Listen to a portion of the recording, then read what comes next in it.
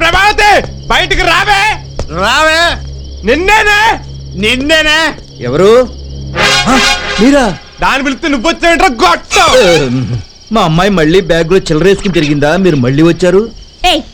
అర్ధరాత్రి పూట తాగొచ్చి ఏంటి న్యూసెన్స్? న్యూసెన్స్ కాదే, నీకు బీబీసీ న్యూస్ చెప్పాలి. దా దా రావే.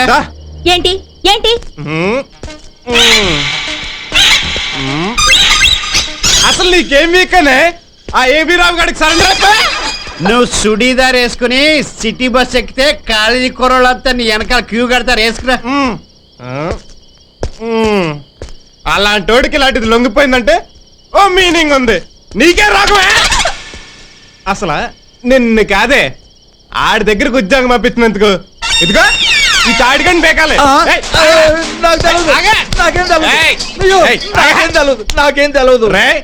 అసలు దాని తండ్రి నువ్వేనా? ఏమో మరి, అప్పట్లో నేనేనని చెప్పింది మా ఆవిడ. నాన్న వారితో ఏంటి? రేయ్ అసలు ఏం జరిగింది? ఇంకేం జరగాలే, నీ బతుకు చూడాలని భ్రాంతి అయిపోతుంది. నాదా? నీదిగా తప్ప ఆయన చేసుకుని నువ్వేం సుఖపడతావే? ఆడికి దగ్గొస్తే టాబ్లెట్లు ఇవ్వడానికి మంచినీళ్ళు కూడా కరెక్ట్. ఆ హాస్పిటల్ భుజం మీద చేసుకోవడం తప్ప ఆ సెకండ్ హ్యాండ్ కార్డు నీకు ఎందుకు పనికిరాడే? సెకండ్ హ్యాండ్ ఏంటి? లేకపోతే ఆడి ఫస్ట్ హ్యాండ్ కన్నె కుర్రాడు అనుకుంటున్నావా? ఆ ఏబీ రావు గారికి మా గురువు గారి సైట్ వేసేంత డాక్టర్ ఉంది. దాన్ని కవరేజ్ చేసేసి నిన్ను మ్యారేజ్ చేసుకుందాం అనుకుంటున్నాడు. ఆ నెత్తెరిచిపోయి కలర్ వేసుకున్న దొంగన. మీరు చెప్పేది నిజమా? కావాలంటే ఇట్రండి, ఇదిగో ఇలా ఇద్దరు మీద ఒట్టు.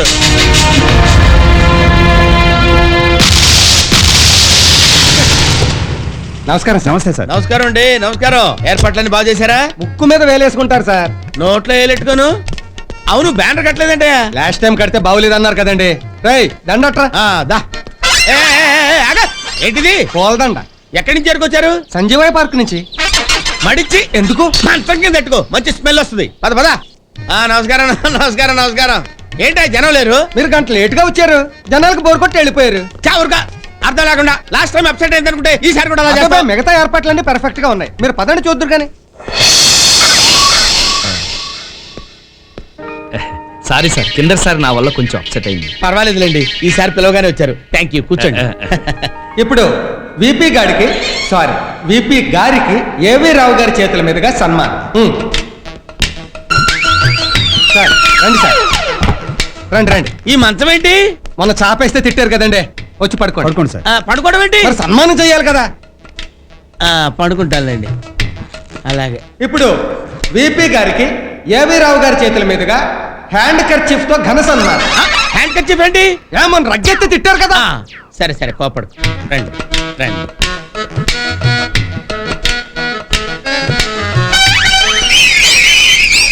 అది అర్థమైంది.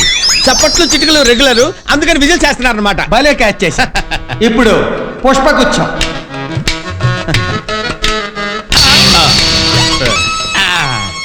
ఇది పుష్పగుచ్చం. ఇంకెందుకు ఆలస్యం? అద్దెకు తెచ్చిన కిరీటం కూడా నెత్తిన తగలబెట్టండి. సారీ సార్, కిరీటం టీవీ షూటింగ్ వాళ్ళు పట్టుకుపోయారట, గద తెప్పించాం.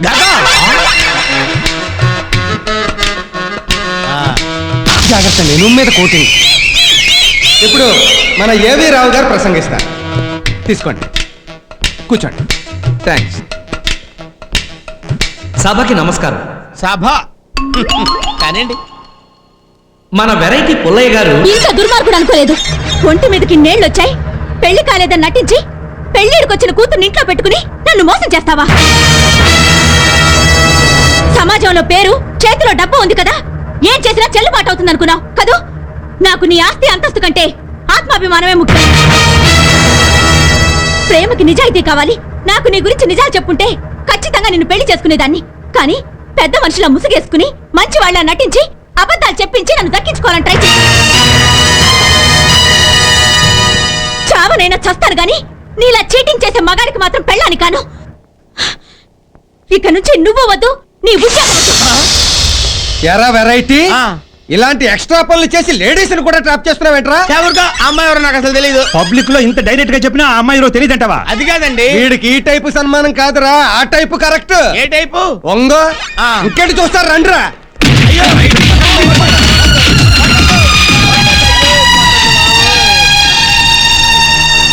నాన్న పెళ్లి నేను చేస్తాను నానమ్మా.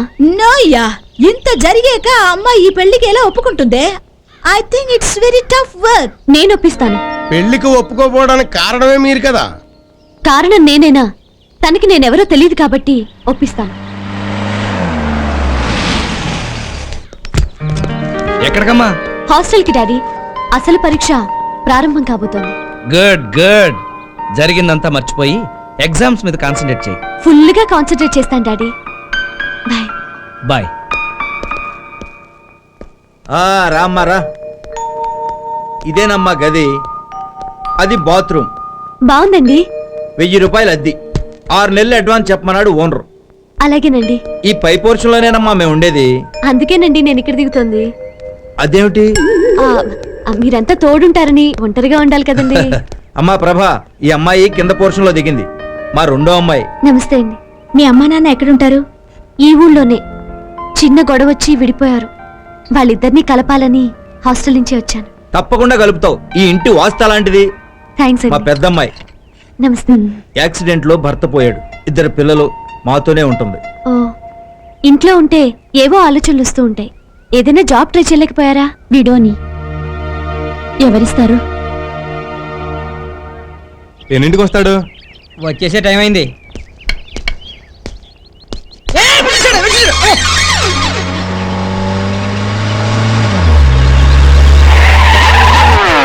కారు ఎందుకు ఆపావు? గేట్ దగ్గర ఏమైనా చూడలేదా? చూశాను. మరి వాడు ఎందుకు వచ్చాడు అడగక్కర్లేదా? రే వాచ్మ్యాన్. సార్ వచ్చేస్తున్నా.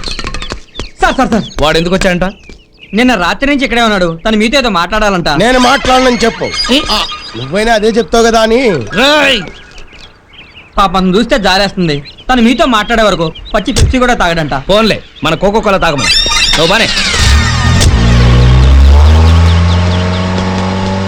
ఏమన్నాడు? నీతో మాట్లాడరంట. చా, ఆడితో ఎలా మాట్లాడించాలో నాకు బాగా తెలుసు. ఆ, వాడు ఎందుకు వచ్చుంటాడంటావు? మంచి ముహూర్తం ఉంది, కళ్యాణ మండపం బుక్ చేసేయమంటావా మామా ఆ?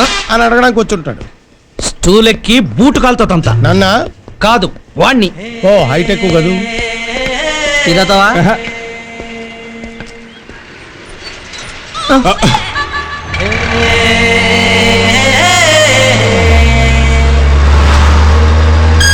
సార్,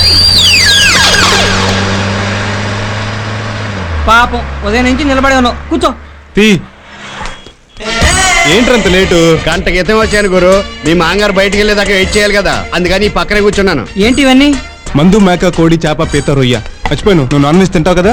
ఇవన్నీ నాకా? మనకి అదేంటయ్యా, బాస్తో మాట్లాడకుండా పచ్చి మంచినీళ్ళు కూడా ముట్టినాను. మంచినీళ్ళు ఎవరి దగ్గర? మందే కదా. మరి అన్నం? అన్నం ఎవరు తింటున్నారా? బిర్యానీయే కదా. అమ్మో, నువ్వు కూడా భోంచేసేయ్. ఇవాళ నేను ఉపవాసం. నీకోసమే.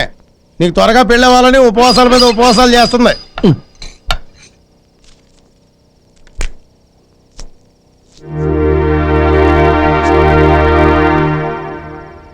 ఎవరో కాలింగ్ బెల్ నొక్కుతున్నట్టున్నారు. గేట్ది అది ఫోనే. తింటమే కాదు, అప్పుడప్పుడు మాట్లాడుకోవచ్చు. అలా వాడు అక్కడే ఉన్నాడా? ఉన్నారు సార్. కదలకుండా అలాగే నిలబడున్నారు సార్. ఏదైనా తిన్నాడా? ఏమి తినడం లేదు సార్. మన కోకో కాలు ఇచ్చినా కూడా తాగడం లేదు సార్.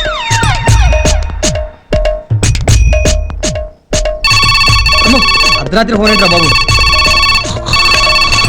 హలో, వాడు ఇంకా ఉన్నాడా? ఉన్నాడు సార్. నిద్రపోతున్నాడా? లేదు సార్, గురక పెట్టకుండా అలాగే నిలబడి ఉన్నాడు.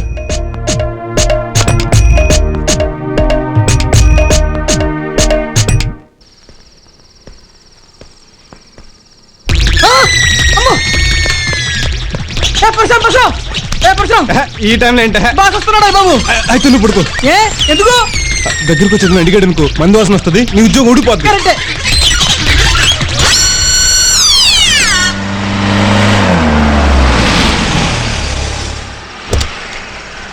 నమస్తే సార్.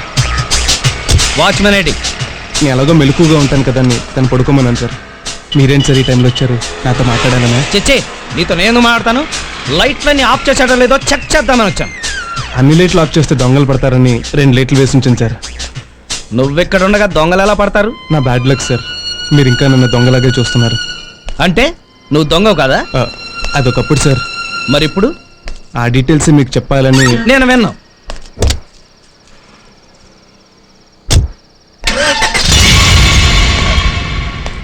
ఏంటి దగ్గరికి వస్తున్నావు?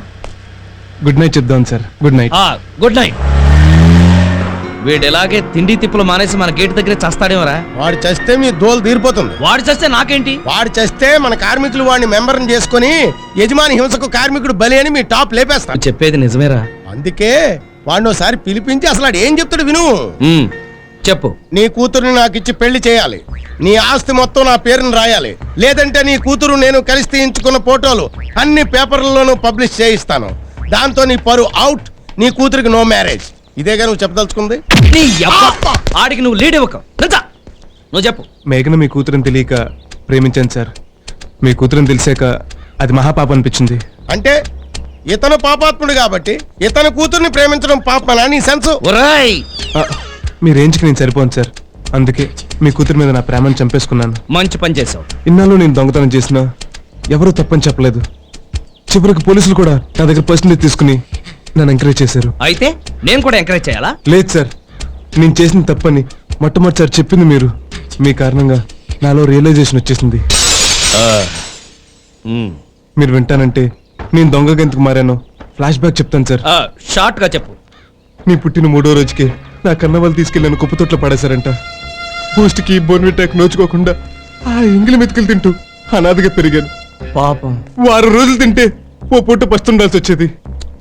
ఒకరోజు ఆకలికి తట్టుకోలేక టీ కొట్లో బంద్ దొంగలించావు. లేదు, కాన్వెంట్కి వెళ్తున్న పిల్లోడి చేతుల నుంచి బాక్స్ కొట్టేశాను. ఆ రోజు నన్ను పట్టుకుని రై చెత్త నా కొడక నువ్వు చేసే తప్పురాని మీలాంటి వాళ్ళు ఎవరినో చెప్పుంటే ఈ రోజు మీ ముందు ఇలా నుంచునేవాడిని కదా సార్. మిమ్మల్ని ఆదర్శంగా తీసుకుని నేను మారిపోదాం అనుకుంటున్నాను సార్. అంటే ఏంటి? పూర్వం ఈయన దొంగనా? లేదు సార్, ఇలా కష్టపడి పనిచేయాలనుకుంటున్నాను. Very good. కానీ ఈ దొంగకి ఏదో ఉద్యోగిస్తాడు సార్. నేనిస్తాను. నిజంగానా సార్? మా మమ్మీ మీద ఒట్టు.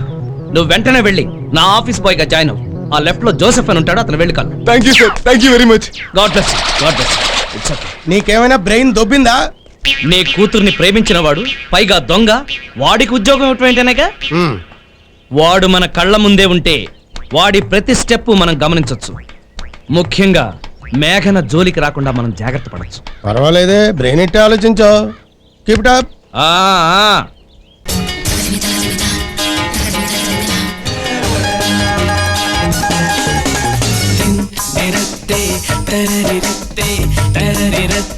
అస్కావా తిన్ తిరత్తే తరరిరత్తే తరరిరత్తే వస్తావా అందని అందం అస్కావా సరసాలాడక వస్తావా అందని అందం అస్కావా